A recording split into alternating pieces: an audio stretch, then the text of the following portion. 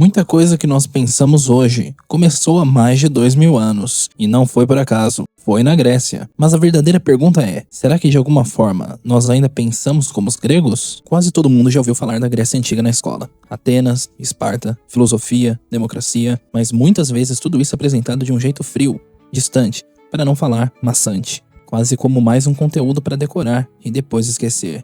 E talvez esteja aí o problema, porque a Grécia não é só passado, ela ainda aparece nas ideias que usamos, nas perguntas que fazemos e na forma como entendemos o mundo. A Grécia Antiga não era um país unificado como conhecemos hoje, ela era formada por várias cidades-estado, cada uma com sua própria identidade, suas próprias leis e sua própria forma de enxergar a vida. De certa forma, isso pode lembrar vagamente a divisão entre estados de um país moderno, mas com uma diferença essencial. Não havia um governo central unificando tudo como conhecemos hoje. Entre essas cidades, duas se destacaram fortemente: Atenas e Esparta. Atenas ficou marcada pela política, pela filosofia e pelo debate. Esparta pela disciplina, pela força e pela guerra. Foi ali que nasceram ideias que moldaram profundamente a civilização ocidental. A democracia, a filosofia, a política, a lógica, a busca racional pelo conhecimento. Nomes como Sócrates, Platão, Aristóteles não foram apenas pensadores importantes. Eles ajudaram a criar formas de entender o ser humano, o poder, a moral, a verdade e a própria realidade. Mas a Grécia também era profundamente contraditória.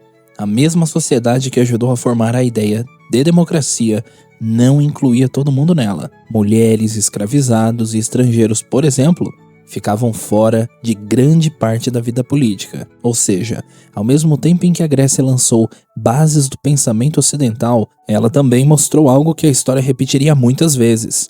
Grandes ideias nem sempre nascem em sociedades justas e igualitárias. E talvez seja por isso que a Grécia continua tão atual, porque muitos dos nossos debates de hoje ainda giram em torno das mesmas tensões: liberdade, poder, ética, verdade e participação.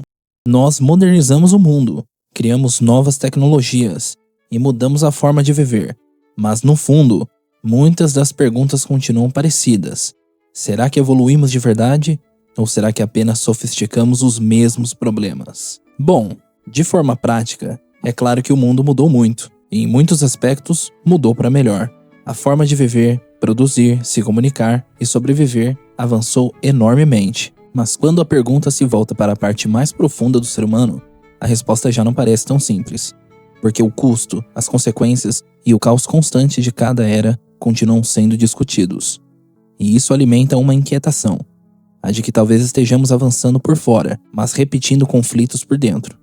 O que nos leva a refletir até que ponto respondemos os questionamentos dos gregos antigos e até que ponto nos tornamos os novos gregos a questionar. Embora a Grécia Antiga não tenha criado o mundo e tenha sido apenas uma entre tantas civilizações fundamentais da história, ela ajudou e muito a moldar a forma como enxergamos ele. O diferencial é que algumas civilizações não apenas passam e deixam ruínas, algumas continuam existindo dentro das ideias, dos conceitos e das perguntas que sobrevivem ao tempo. E a Grécia sempre será uma delas. Esse foi o Mundo Após Mundo, e até a próxima.